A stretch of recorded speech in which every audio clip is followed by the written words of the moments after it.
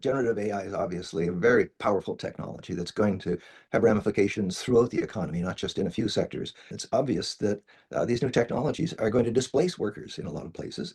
Some people will never recover from it. Even at its present stage, it's just a 3-year-old. ChatGPT is by far the most efficient research assistant I've ever had. We're going to need new occupations. We're going to need new things for smart people to do. In a lot of things, when people are using their brains, they're going to be much more productive with the use of generative artificial intelligence. 150 years ago, 50% approximately of the population in North America was engaged in agriculture. They had to be working on the farm just to feed us all. Now it's 1 or 2%, and we produce way more than we need. The Luddites that were smashing machines were not just irrational people with a superstitious fear of technology. They were skilled craftspeople who were not sharing in the benefits of these new technologies. The Kodak Corporation was at one point the third largest corporation in the United States by revenue, employed 150,000 people worldwide. They were driven bankrupt by digital photography. This is going to happen in a lot of sectors. Very pleased today to be joined by Dr. Peter Howitt, Professor Emeritus of Economics at Brown University and recent winner of the Nobel Prize in Economics. Peter, thank you so much for joining us. Well, thanks for having me on. I want to ask about your research that won you the Nobel Prize, a model of growth through creative destruction. I think it's very relevant to what's going on in AI right now. Can you start out, please, by summarizing what were the findings? What I did, and I should say it was entirely together with Philippe Aghion, the French economist that I've worked with since 1987, and that's when we started working on this model. What we did was to make operational an idea that had been an old idea, but treated largely as a sort of curiosity because it didn't fit in with most economic theory. The idea of growth through creative destruction is actually attributable to the great Austrian-American economist Joseph Schumpeter, who taught at Harvard for many decades. And the idea was formulated in his 1942 book called Capitalism, Socialism, and Democracy. And of course, the idea is pretty straightforward, just that economic growth in the long run comes about through technological progress. There are various things you can do over the space of a couple of years to boost the growth rate of an economy by perhaps stimulating aggregate demand or by changing some inefficient regulations or something. But ultimately, you run into a limit if you don't have technological progress. And what Schumpeter pointed out was that this technological progress tends to come in waves that disrupt the existing economic order. They introduce all sorts of new products, new processes, new ways of doing things, new ways of organizing activity, new markets, and so on. And they disrupt the old order by rendering old products and processes and markets obsolete. And people used to regard that as just a curiosity, but Philippe and I thought it really did belong at the heart of economic growth. At the time that we were writing, the state of the art in growth theory was the famous Solow model, created by Robert Solow back in the 1950s, a beautiful little model, but it assumed, and correctly, I think, that the long-run growth rate was entirely determined by the rate of technological progress. But it took that rate of technological progress as just something that was given by external forces, by some scientific process that had nothing to do with economics. And it also assumed that everybody benefited uniformly from the new technologies when they arrived. So people were aware of this idea of creative destruction, but they didn't see it as being somehow essential to the growth process. When Philippe and I started talking back in 1987, we thought there probably is something important about this because creative destruction implies that there's a conflict between the new and the old. And The people that are coming in with new technologies are disrupting the order. They're challenging the status quo. They're threatening the well-being of incumbent producers that are producing the goods that they're trying to make obsolete. And they're also creating a lot of losses for people whose human capital, their skills are tied up with the old technologies. And it's something that should be part of growth theory. Uh, it turns out it wasn't really very easy to incorporate, at least at the time, because when you think about uh, what's involved, there's a lot of strategic considerations that require some game theoretic ideas to model. Uh, Nowadays, most graduate students would find it fairly straightforward, I think, to address these questions. But game theory was at the time making great progress in microeconomics, but really hadn't come into macroeconomics at all yet. And but what we did was to find some techniques that have been used in the theory of industrial organization to study patent races in individual markets and put that into a general equilibrium model of the whole economy.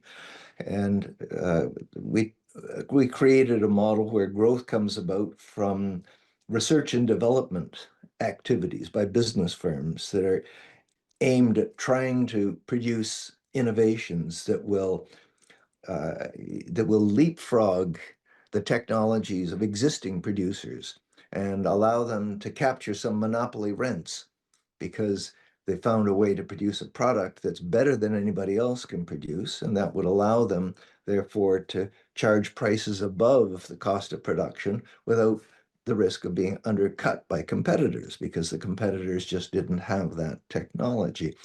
Uh, so that's what we did was we made this idea of creative destruction operational, put it in terms into a tractable, mathematically coherent model of economic growth, and that allowed us to take the idea to the data and measure all sorts of different things and see how growth through this channel would interact with all sorts of other things like competition policy, like education, like international trade and the environment, and many, many other things in a way that you couldn't before, because before people were just ignoring not only the endogeneity of technology to the economy, but also the fact that there was this conflict at the heart that had to be resolved somehow. So it's in the word endogeneity. The old school model had technology as exogenous or outside of the economy. You were bringing that in.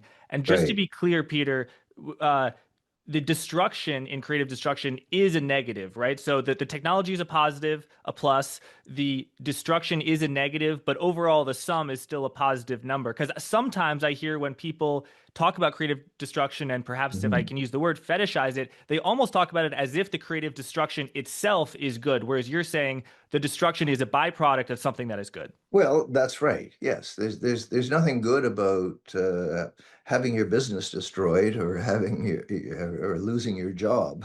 I mean, really. Uh, but the fact is that ultimately everybody benefits from the new technologies. Uh, you take a look at the start of the Industrial Revolution, at the devastation that was produced by the invention of the power loom. There were these hand loom weavers who had spent decades perfecting their skills and were highly paid, highly trained craftspeople who were all of a sudden made into paupers because there was no way that they could compete against the power loom. Um, there was, a long period before people, like that recovered. Some of them never did.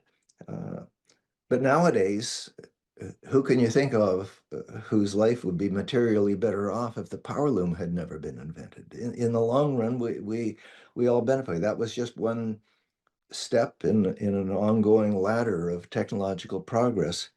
Uh, new technologies build on old developments and so on. So the fact that we had the power loom was just one part of that whole process that led us to the technological world that we're in right now.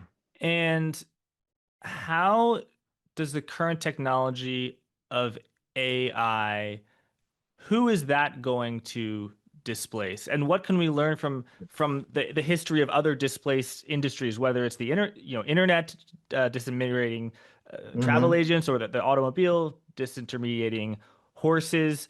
You could kind of open-ended question. Take it wherever you want.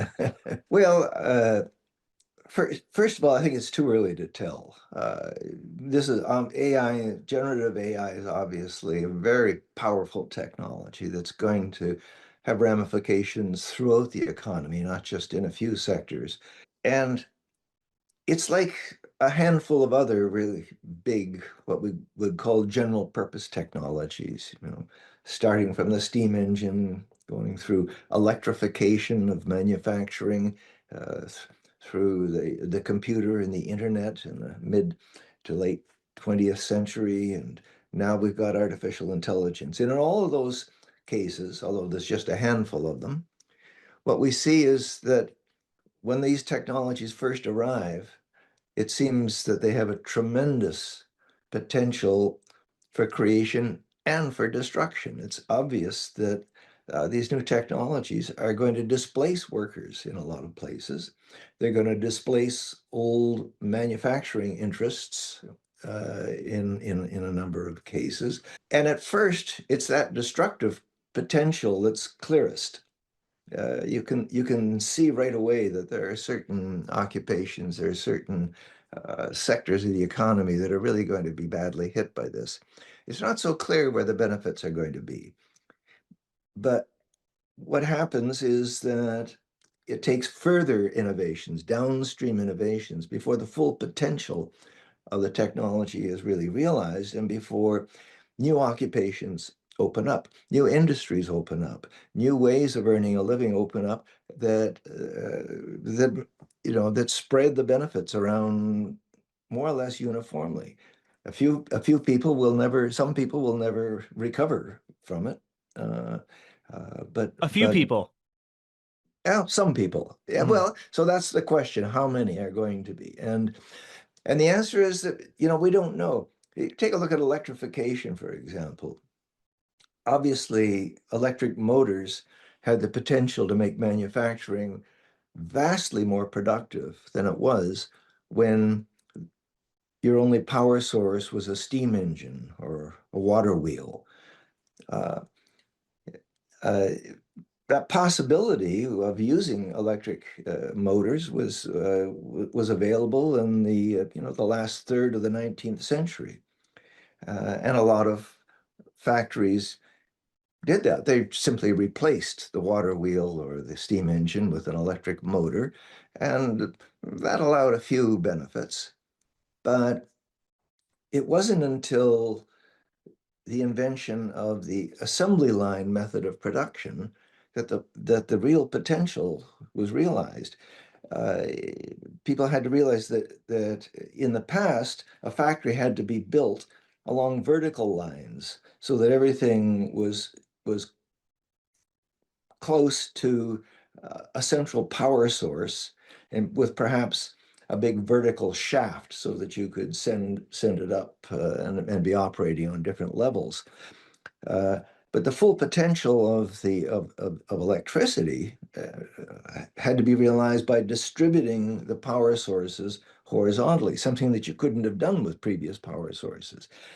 And once Henry Ford discovered how to start producing automobiles along an assembly line back in the 1920s and 30s, he was actually able to offer fairly unskilled workers the unheard of wage of $5 a day. That was a tremendous benefit to all sorts of workers. Uh, but it took 40 years or so before that development took place, and it required an innovation, something that people hadn't foreseen at first. We can't tell what the benefits of artificial intelligence are going to be right now. There are going to be a lot of innovations coming about.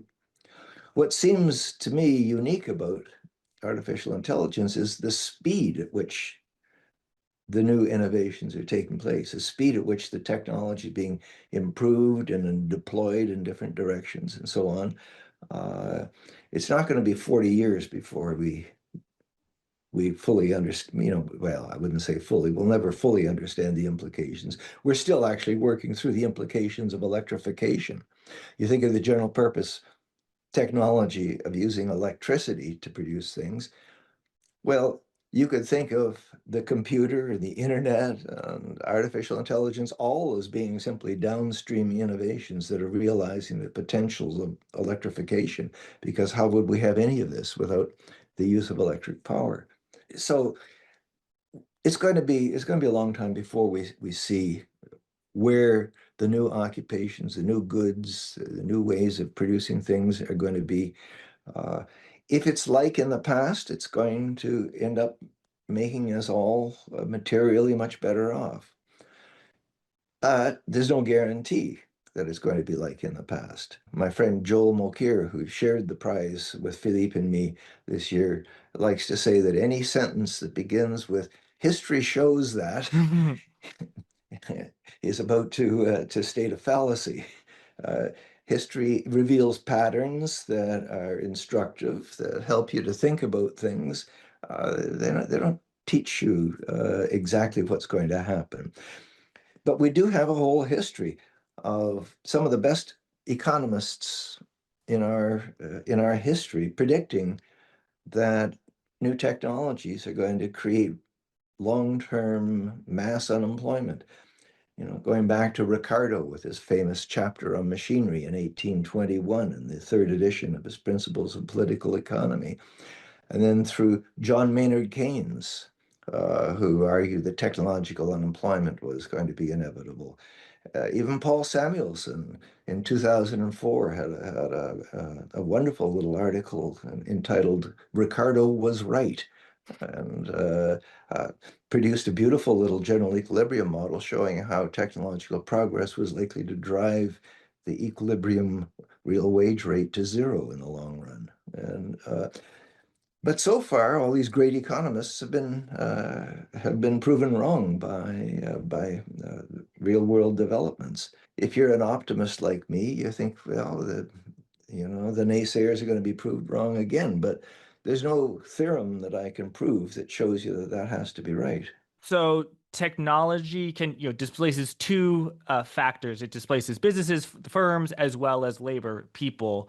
Let's talk about that second one first. Mhm. Uh, so history does show that economists making predictions, bearish predictions, doomsday predictions about how labor demand is going to go away and no one's going to have a job, mass unemployment. History shows that they are wrong. But is that just a pattern that might it be different this time? How are you thinking about this and why? You know, what we've seen, the pattern that we've seen in the past is that new technologies have some effects that are that substitute for labor, and some effects that complement labor. And obviously, the occupations that can be substituted for by the new technologies tend to disappear. The occupations that can be made even more productive and more rewarding by the new technologies tend to flourish.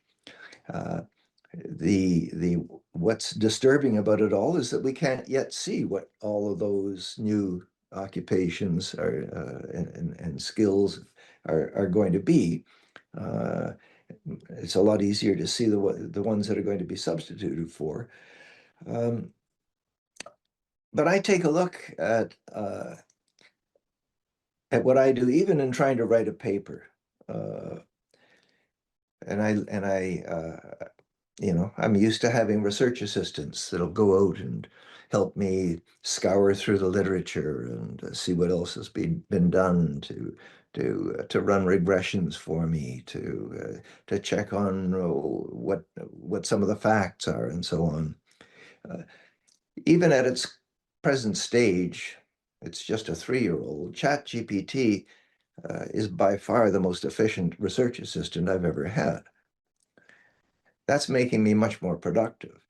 I can see, when I gave my acceptance lecture in Stockholm, I slipped in a paragraph that had been written by ChatGPT. And I had asked ChatGPT, I put in the prompt, write me a short paragraph describing the job-destroying potential of generative artificial intelligence.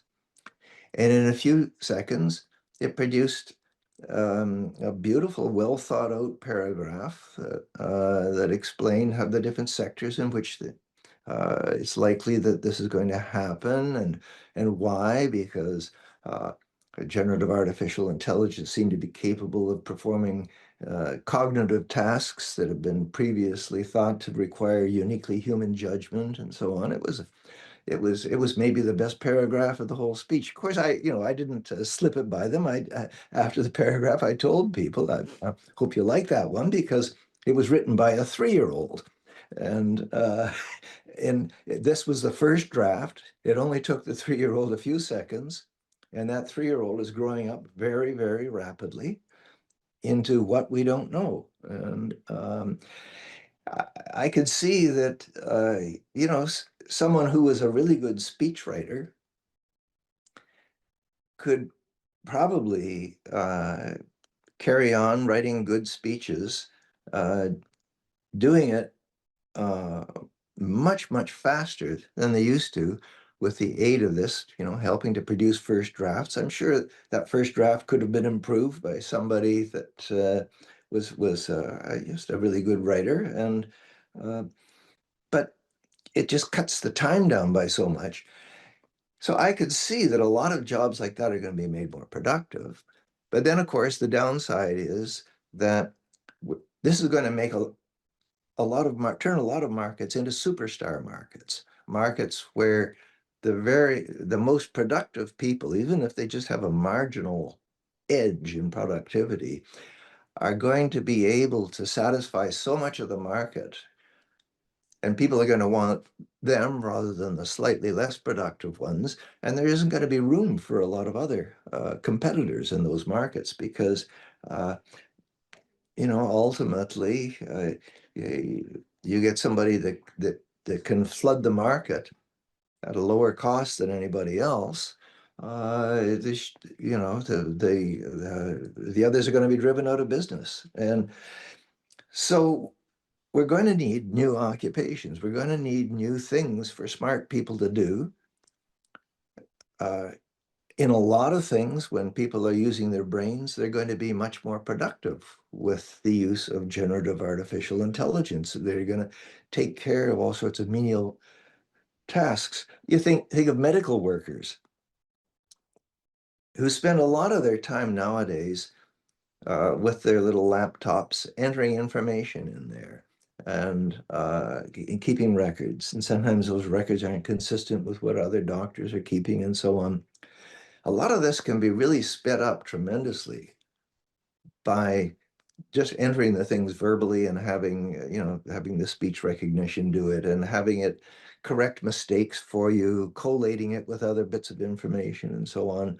There's a big Gates project underway in starting in Rwanda and going in other places, that Gates claims is going to really revolutionize the delivery of healthcare, the prediction of pandemics, and all sorts of other things like this, by gathering information so much more efficiently, and by making the healthcare workers that are there so much more efficient, because instead of wasting their time entering data and so on, they're going to be doing what they're supposed to be doing, is helping patients.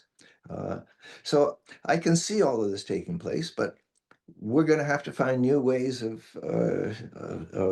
employing people, and I, I'm confident that we're going to, uh, but it's largely because I tend to be optimistic, and You know, I don't think that there's a limit that we're, at least not one that we're anywhere close to, that completely satisfies human desires. That I think there are a lot of ways in which smart people can help other people with new services that they're going to be creating.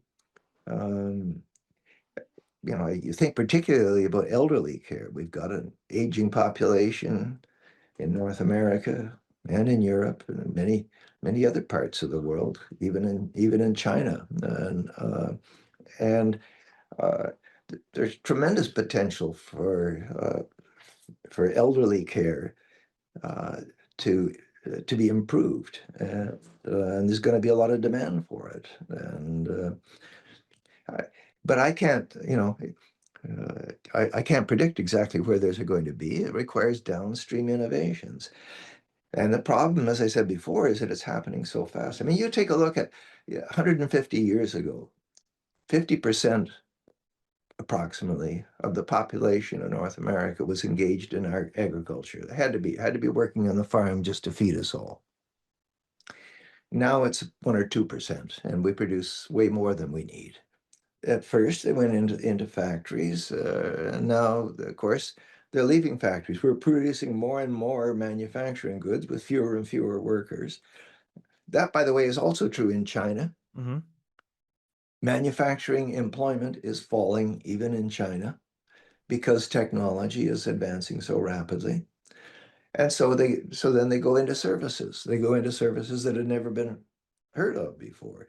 Uh, you know, we have a lot of people in financial services right now. If you went back 150 years ago, how many people worked in financial services? Well, a few people worked in banks, and it was just a handful, relatively speaking.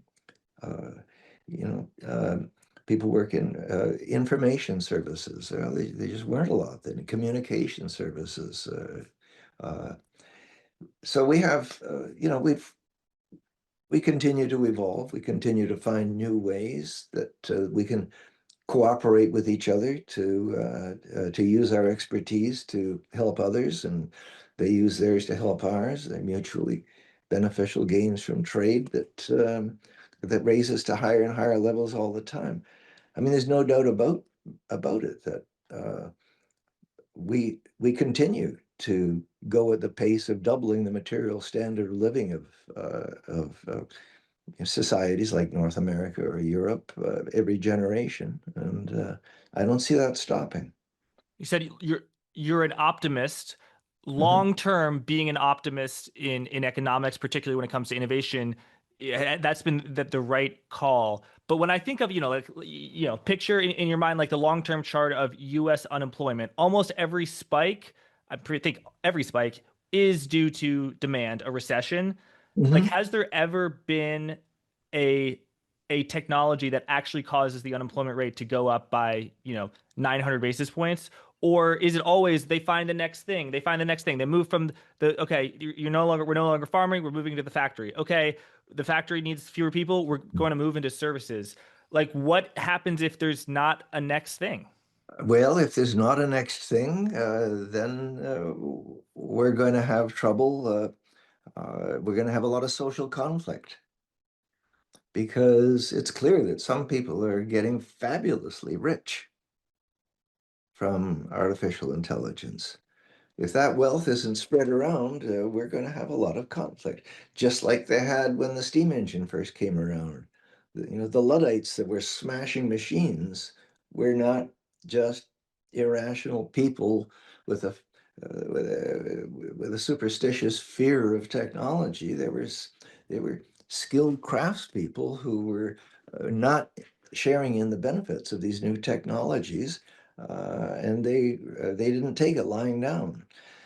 And uh, and that it's really important because we take a look and wonder why is it that the Industrial Revolution started in England? Um, a lot of it has to do with technology, but those technologies were available in a lot of other places too. Uh, and you had the same phenomenon. You had people smashing machines in Germany, you had them doing it in Holland, you had them doing it in France. Um, and they were supported by their guilds that they didn't want the competition from the new machinery. The government in England was particularly hard on the guilds and in favor of the manufacturing interests. And the guild, people just had to adapt.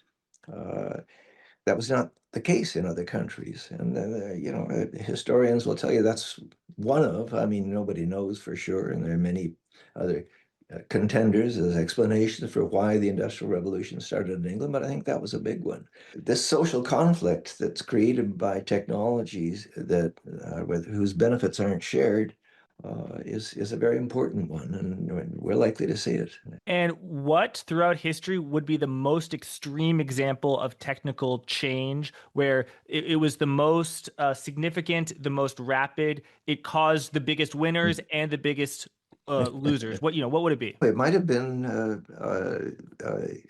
just the great progress in agricultural productivity throughout the first part of the 20th century. Uh, um, you know, we still don't really fully understand where the Great Depression came from, but it certainly came in the middle of this massive transition from agriculture to manufacturing. It would have shown up in even more unemployment, except that a lot of people who became unemployed just went back to work on the farm. So they were still registered as unemployed. There were still lots of family farms that they would go back to and so Still on, registered as employed.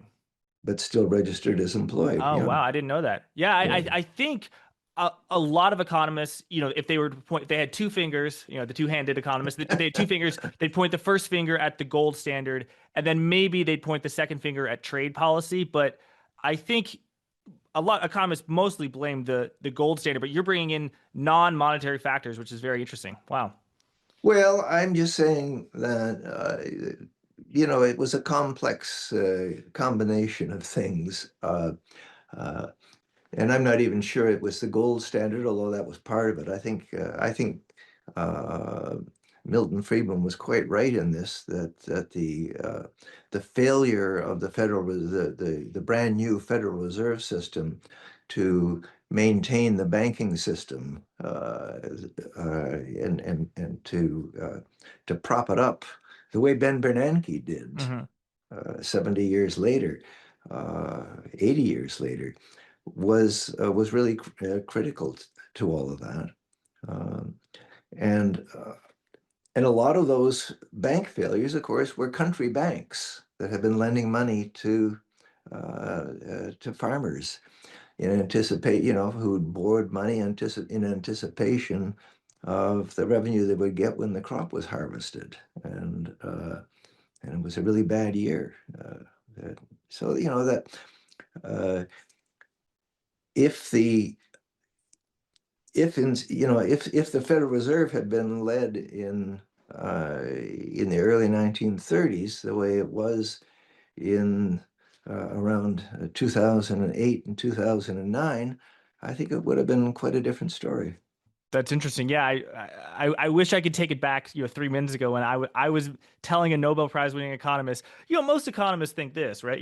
So but might I ask that was it because of the gold standard that the Federal Reserve was not able to be sufficiently loose because it had to, attract capital to prevent a capital exodus of gold? That did tie their hands, and they didn't have to stay on the gold standard. But that was part of, the mistake that monetary authorities made. And of course, that's not the Fed. It was Roosevelt that decided to go off the gold standard, and that it's not something that the Fed could have done. But the Fed could have done a lot to prevent the bank failures Mhm. by propping up the money supply, basically. I guess I want to ask you, and I know the answer is I don't know and no one knows, but how wide do you think the distribution is for what employment is going to look like because of AI. Because there are a lot of people who they don't have, they don't you it's not physical labor, but they work on their computers and they work hard, but a lot of it is knowledge work. And if you're Hmm. saying that ChatGPT is already the best economics grad student that you've ever had, a lot of that work could be going away and could be automated. And productivity is going to increase.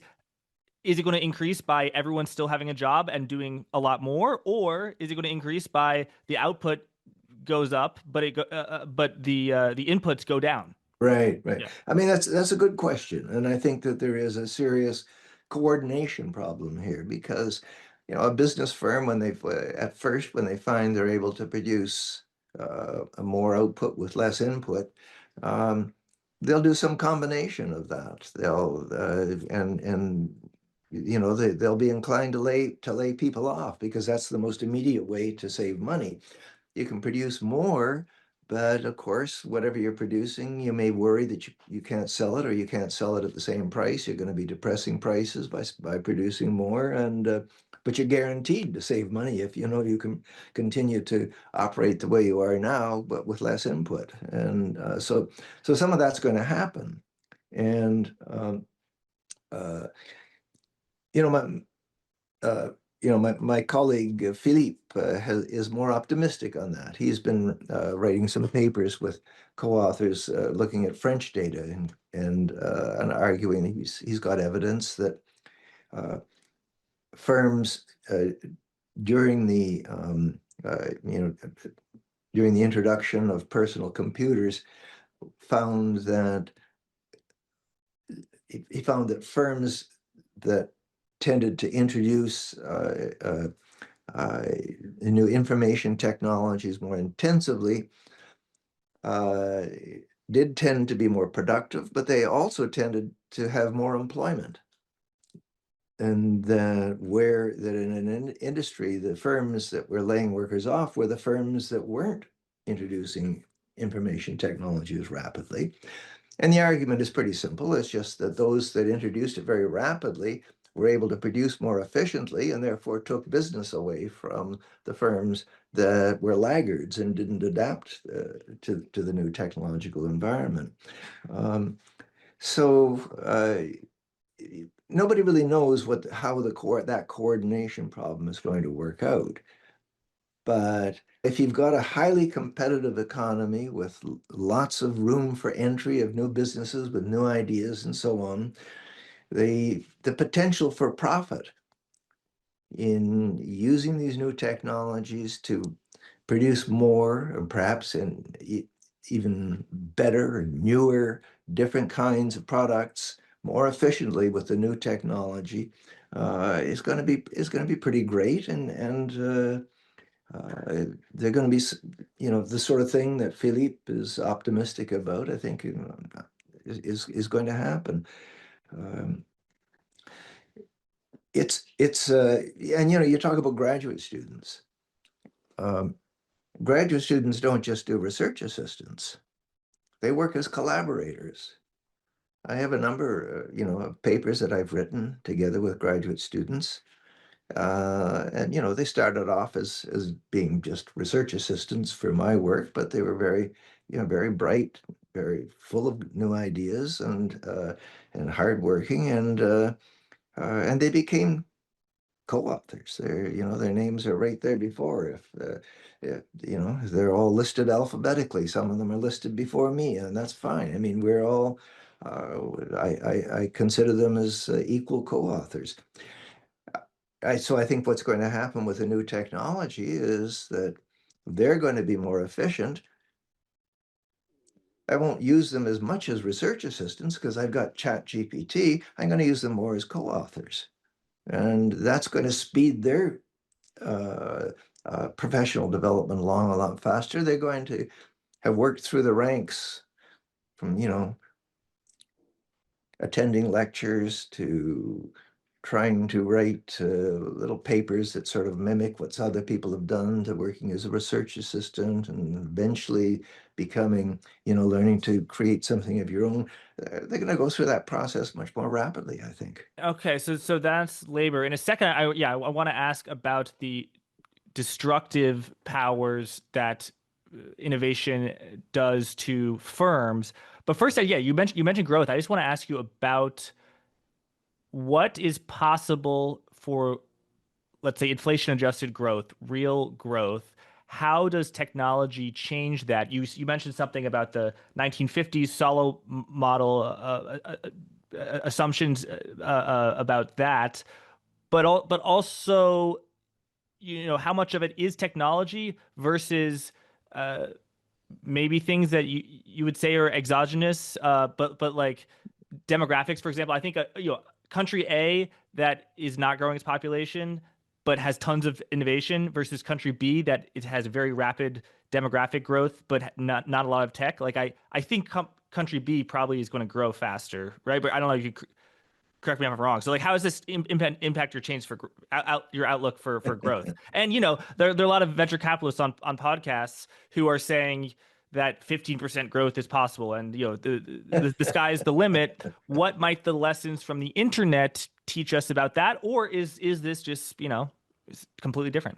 Well, there are a number of points that you raised there. Uh, Let me take a look, first of all, at population growth. Countries with rapid population growth uh, don't really have much of an advantage. It's true that they'll get more labor input, but when we think of economic growth, we're really thinking of the growth of income per person.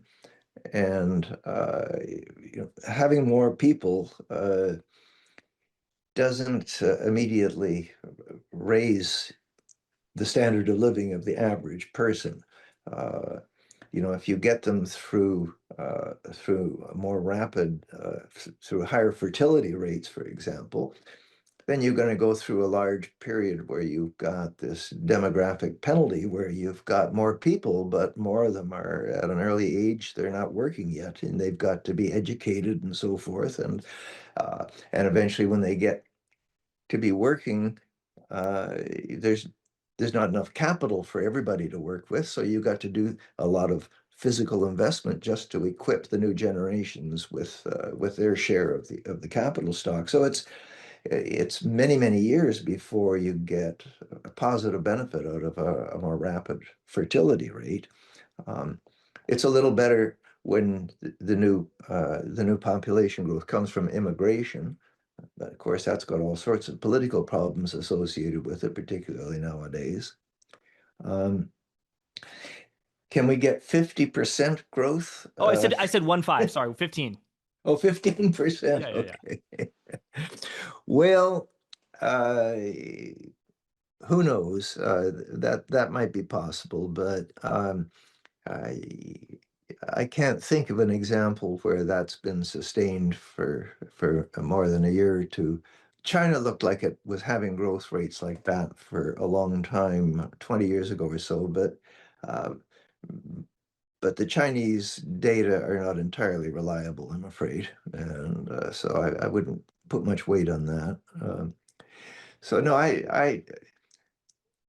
and if you take a look also at any general purpose technology. I mean, we're coming back to this, and again, we're dealing with small samples and everything, but we look at what we can.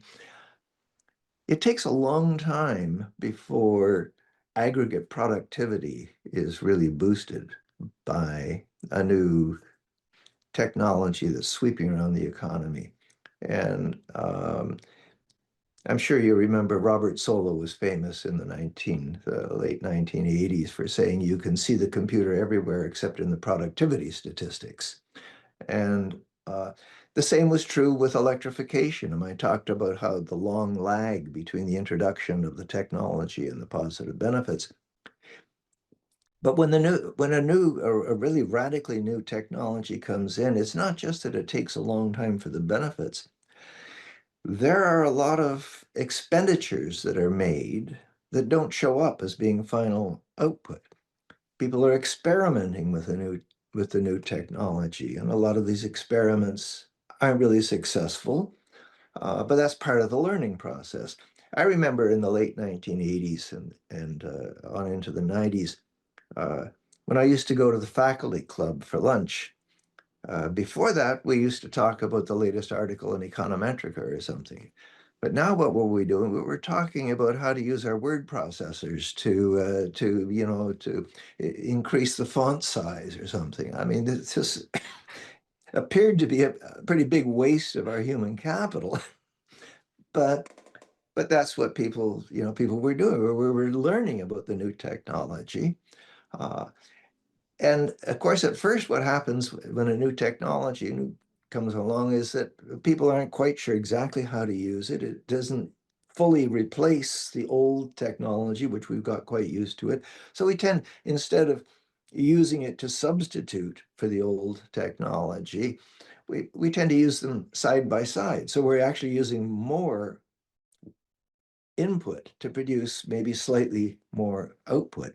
And so, we thought at first, well, we're not going to need our typing pool anymore now that we've got these new computers, but we continued to hire them. And because we were just learning how to type, we thought, well, we're not going to be having to cut down so many forests to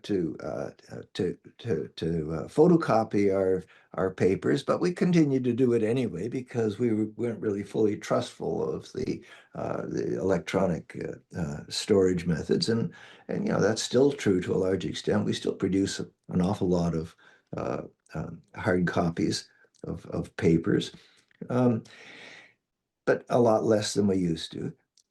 So you actually, and this was true.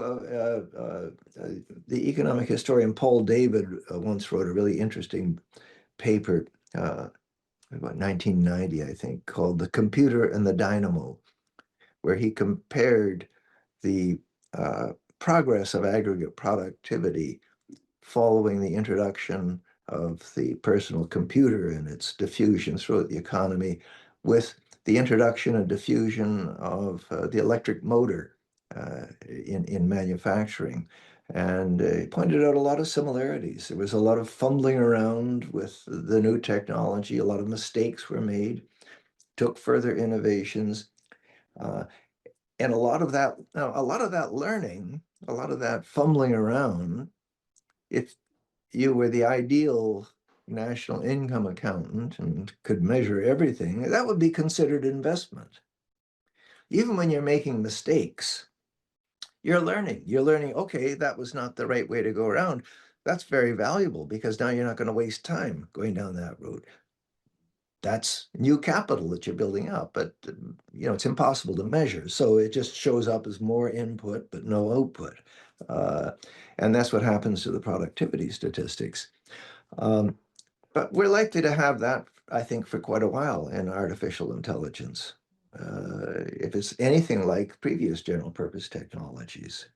Tell me about the destruction of firms that are beaten and lose to innovative companies. So right now we have software as a service businesses. Those stocks are declining sharply because there's the threat that using AI, companies can just basically create this software that costs hundreds of millions of dollars to make for a tiny fraction of Right. that. Tell us about the theoretical underpinnings about how that happens and the motivational structure of the innovators as well. I can't get too far into the technology here because it's just not my area of expertise. I mean, I understand what's going on in general terms, and from looking at it from 30,000 feet, it seems to me very similar to many other areas of creative destruction. You've got this old way of doing things. I mean, just like we used to take pictures using this film that we would stick into our cameras and then expose them to the light and take them down to the drugstore or whatever that would develop them and come back a few days later and take a look at them. And the Kodak Corporation was the at one point the third largest corporation in the United States by revenue, employed 150,000 people worldwide. They were driven bankrupt by digital photography. Um, this is going to happen in a lot of sectors. Sure.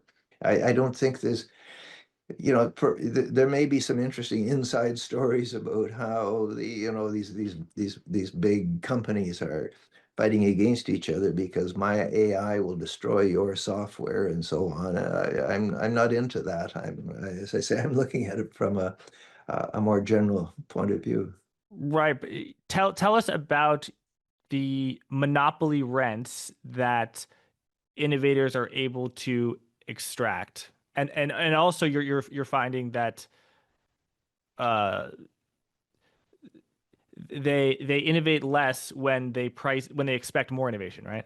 Well, not necessarily. Oh. No. As you know, it is a complicated strategic situation and it depends on a number of things. But what we've found more generally is that the most innovative industries tend to be those in which firms are more or less neck and neck technologically. There isn't one dominant leader and a bunch of firms that are way behind.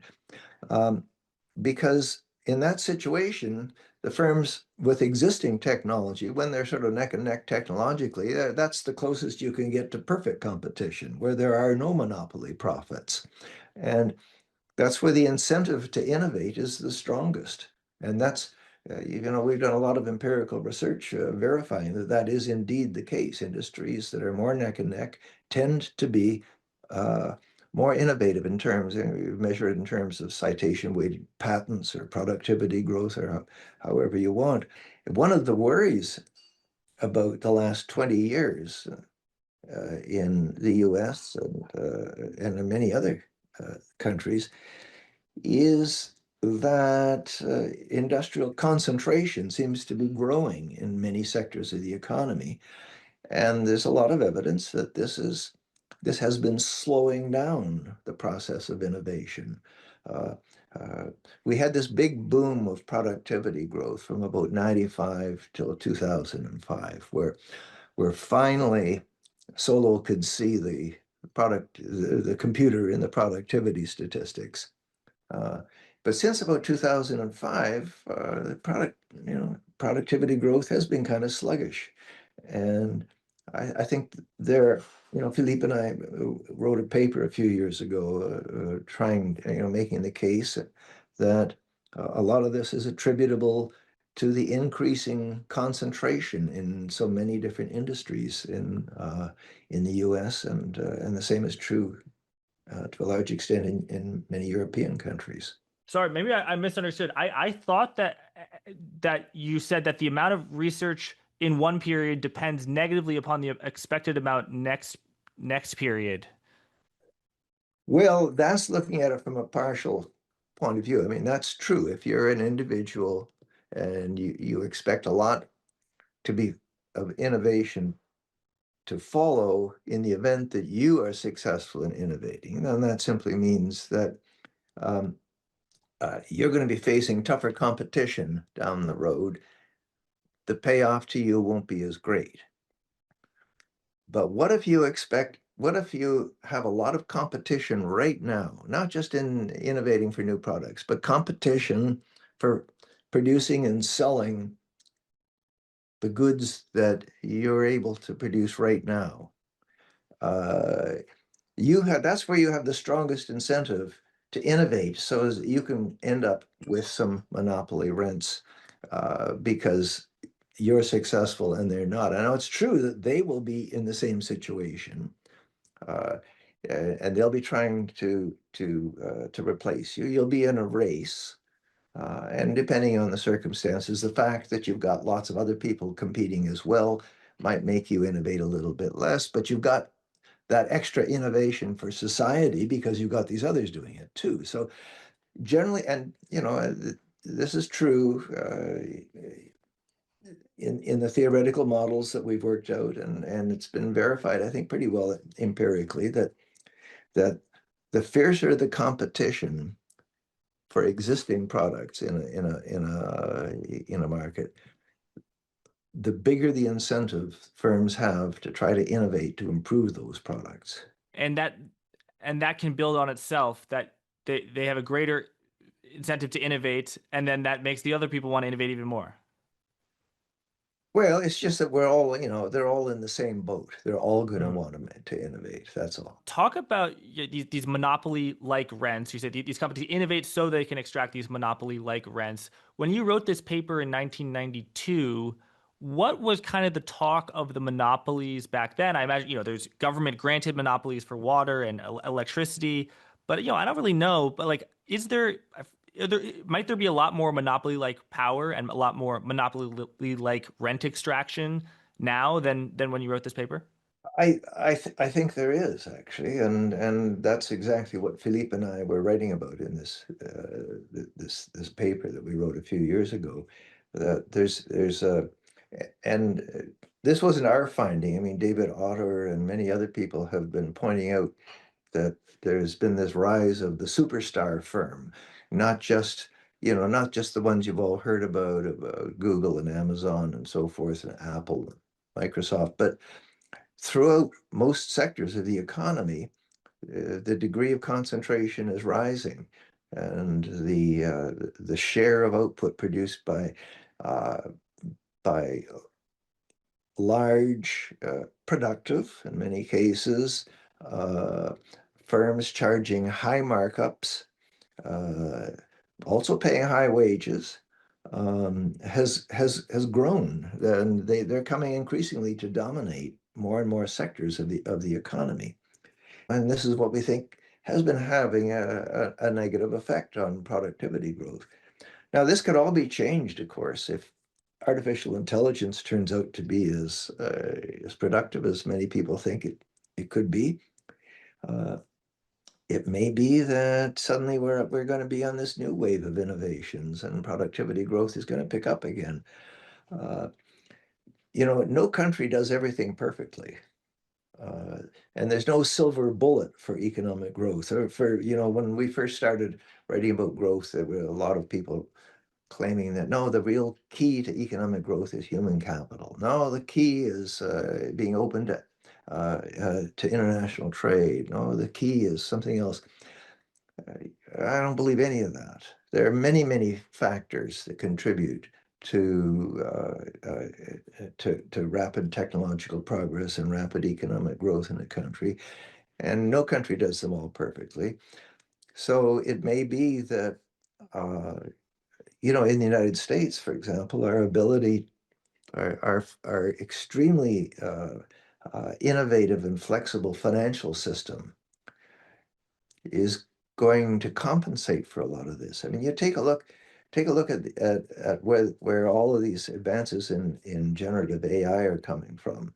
Right now, you've got the big companies, the Googles and the Microsofts, going at it. Uh, and everybody that's doing it, I suppose, and doing it at the edges is big, but some of them are very new. I mean, Anthropic is what, 3 years old? Even OpenAI is only about 10 years old. These are new companies. They're companies that have risen up despite the fact that they're in a high-tech sector that's being increasingly dominated by a few very, very powerful firms who can suppress innovation by others through a number of methods, through preemptive mergers, through creating patent thickets, by having political influence, regulatory capture, and so on. And they've been doing a lot of that. We have a financial system that allows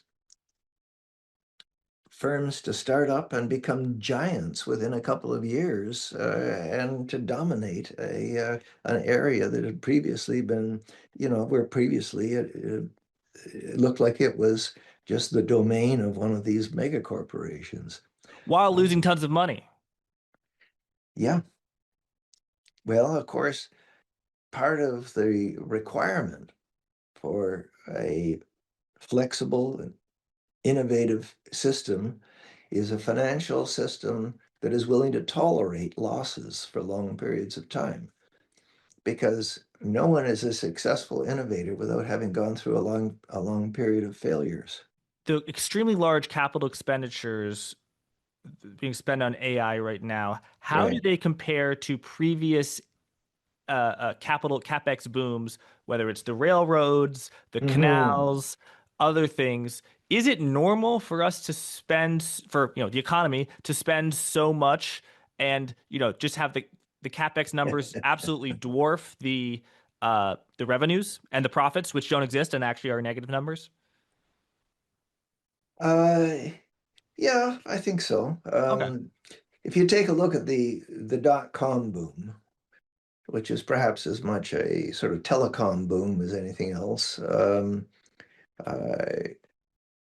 I I remember people being just staggered that this new company, Amazon, uh, had never made a profit, and all they did was sell books, had a market capitalization greater than that of General Motors, one of the greatest industrial enterprises of history. It was so staggering. Well, yeah, and there were a lot of other companies like that. A lot of the other ones collapsed, but not Amazon, and here they are.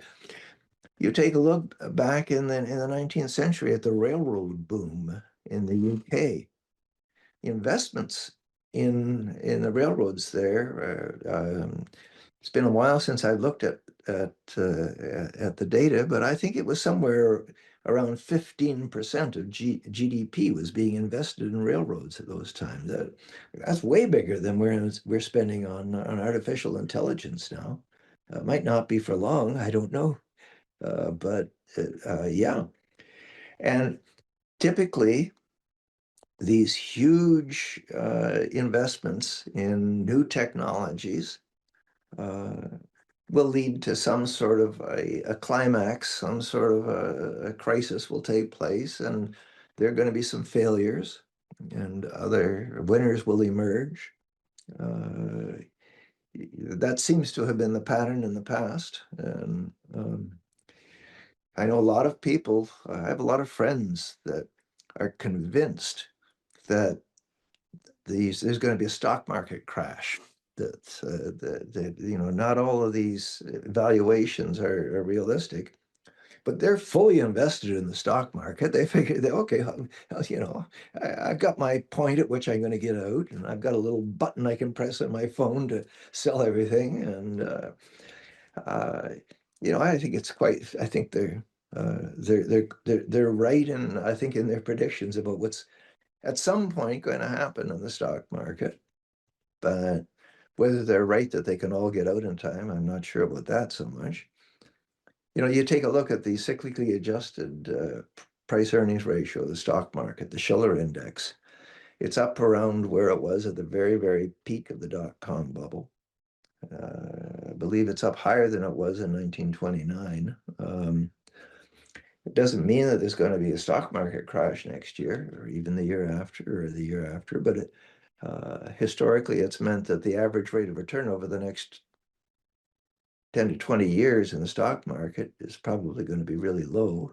Uh, so, yeah, I don't think it's unprecedented. So whatever we're at, 1.5, 2% of GDP of capital expenditure on AI, it could get as high as 15%, or I think 5% is some other numbers I've seen of previous capex booms. Uh, So Peter, that's w- uh, uh, what about some industries where the monopoly like rents that the companies are able to extract to justify the capital expenditure doesn't exist at all? So is the juice worth the squeeze? Oh, for society, the juice can be worth the squeeze, but for the actual companies that are spending this massive amount of money, might it not be worth the squeeze?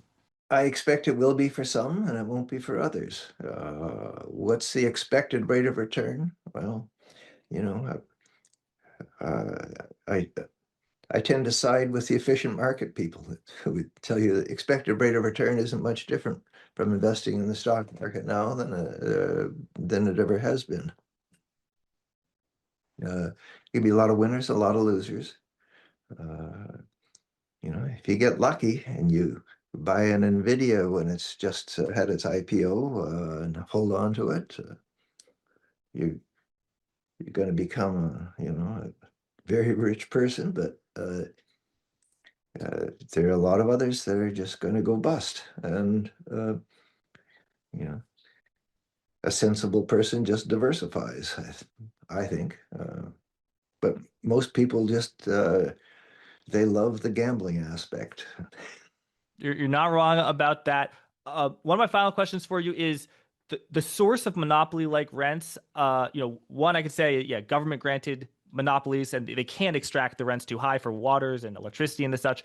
Others are maybe not technological, like Coca-Cola. Obviously, it's not have a monopoly, but it represents something in people's brains. The brand, in terms of companies that have a monopoly because of technology, how common is it for them to maintain that lead? Because Nvidia definitely has now and has had for the past 10 years a Mhm. dominant lead in GPUs, computer chips that are powering AI.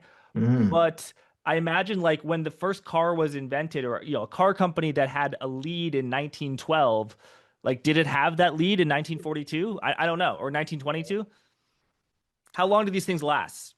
Well, yeah, I honestly haven't looked at data on the sort of the distribution of duration of technology leads. Some of them go for a long time. I mean, the AT&T Corporation held its monopoly for about 70 years. Wow, that's a Now, long time. now they were helped by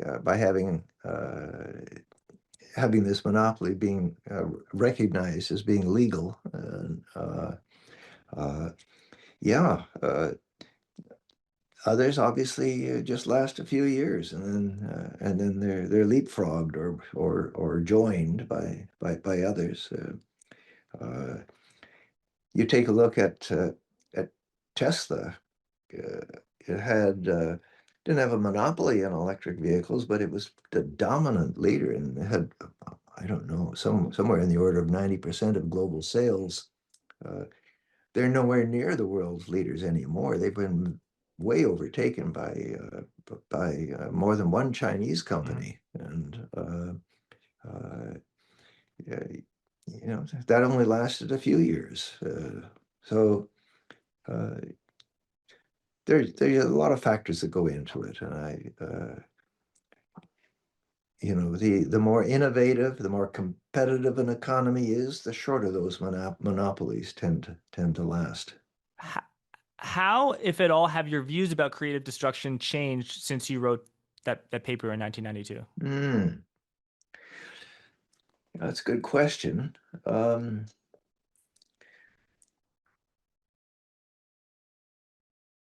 I guess I tend to see it as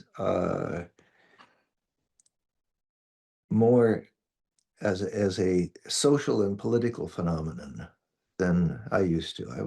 I used to be interested in it mainly just as a tool for understanding how economies grow and so on. And I still do, but I think that the fact that once an innovator succeeds in acquiring some monopoly power, they don't just use that monopoly power to try to continue innovating. They use it to try to prevent others from replacing them. I see that as being much more important now than I used to.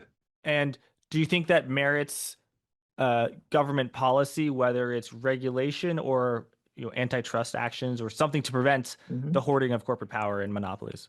I do, and there are a number of things that we could talk about. I think right now the top thing on my mind, as far as that's concerned, is a reorientation of antitrust policy. Right now, it's not just in the United States, but I think in most countries, antitrust cases are usually prosecuted on the grounds that a firm might be using its market power uh, to harm consumers by making goods more expensive than they might otherwise be. Whereas I think that the biggest harm from monopoly comes in the ability of a market leader to suppress innovation on the part of its followers, of people that are threatening to replace it.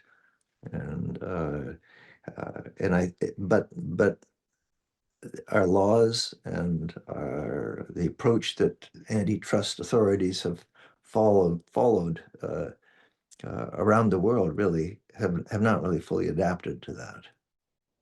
You know, when there was this trial of Meta, for example, where where Zuckerberg, apparently there was an email in which he just flat out said, well, uh, I don't think we can compete against Instagram. Let's just buy them up. And well, I mean, that should have been grounds right there for, declaring that this is an illegal use of monopoly power. Because, what they're doing is they're not necessarily stopping Instagram from innovating. They're just making it conform to their own technological plan and so on, and not allowing the full scope of competition that might have been there had Instagram been providing some alternatives to Meta, forcing Meta perhaps to innovate themselves a little harder rather than just buying up a competitor. And it's that sort of thing that I think we need to we need to focus more on. Well, Professor, thank you so much Okay. for coming on. When I'm obviously you must be immensely proud of this paper and your Nobel Prize in it. What do you think are some of your other greatest work throughout your career? Oh Doesn't well. have to be about doesn't have to be about um competition and creative destruction. Oh, that's a good question. I've, until I met my co-author, started writing about economic growth, I'd mostly written about things like monetary policy and unemployment theory and so on. And I'd done a number of things. And actually, that same year that I was spending my sabbatical year at MIT, where I met Philippe and we started working, that same year, I produced a first draft of a couple of other papers that I was quite proud of. One with Preston McAfee, who then went on to become the chief economist for Microsoft and is now works for Google, called Animal Spirits, where I think we provided a really neat little theoretical argument for how an economy uh, could uh, could learn somehow or other to enter into a low-level equilibrium with high unemployment just because it's a self-fulfilling expectation. Uh, I thought that was that was one of a series of papers that Preston and I wrote together that I was quite pleased with. Um, I also wrote, I used to write a lot about Canadian monetary policy when I was an economist in Canada. And that led me to believe that interest rate control was really something that had a danger of getting out of control. And I wrote something that was very close to what became known as the Taylor rule. And I wrote this paper on the uh, the dangers of trying to peg interest rates too tightly in the face of changes in the state of the economy and how that might lead to what was known at the time as Wicksell's cumulative process, where inflation would just get out of hand.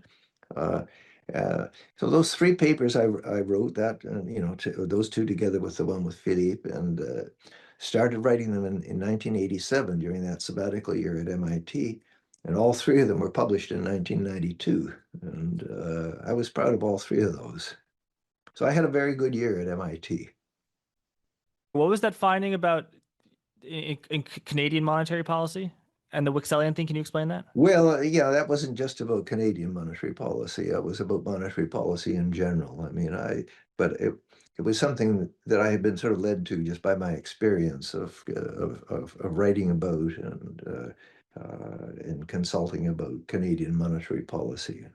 I used to spend a lot of time with people at the Bank of Canada and talking with, going to monetary conferences. I was more a monetary economist than a macroeconomist for a long time. And this was just a general paper on monetary theory that was eventually published in the journal Political Economy that I was quite proud of. And so your work on something that later was similar to something that later became the Taylor rule, uh, that's basically dictating what the level of interest rate should be based on the neutral rate of interest plus inflation plus the output gap. Are you saying that it was a mistake to not follow a quote unquote rule, or the mistake is to follow it too rigorously? No, the mistake is uh, not to respond sufficiently vigorously with interest rates when inflation changes. In both That directions? the coefficient of reaction has to be greater than one, and if not, what I showed was under a wide variety of circumstances with a wide variety of different classes of models, you were going to get explosive instability in the inflation rate.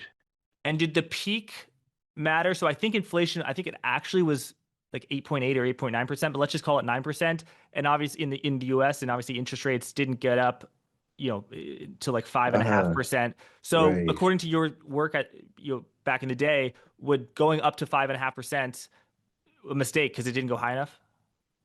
Well, no, I mean, if you're talking about the Volcker experiment, interest rates got a lot higher than Yeah, no, so I'm talking about 5%. 2022. Sorry, sorry. Oh, yeah. Um, yeah, that particular inflation was a different had a it was of a different sort. I mean, there were a lot of things going on the supply side that I was Mhm, just ignoring, mhm. and a more complete analysis of monetary policy would have to take those supply side things into account. I mean, when you had all the disruptions from COVID and so on that were taking place, I think that was quite special. Uh, but you're right that in that case, the inflation was brought under control without getting uh, short-term interest rates any higher than or even close to the peak of the rate of inflation. Uh, Mm. That makes sense. Well, Professor, thank you so much. It's okay. been an absolute privilege. All We'll right. leave it there, and we'll link to your paper that won the Nobel Prize in the description. Thank you, everyone, for watching. Please leave a rating and review for Monetary Matters on Apple Podcasts, Spotify, and subscribe to the Monetary Matters YouTube channel.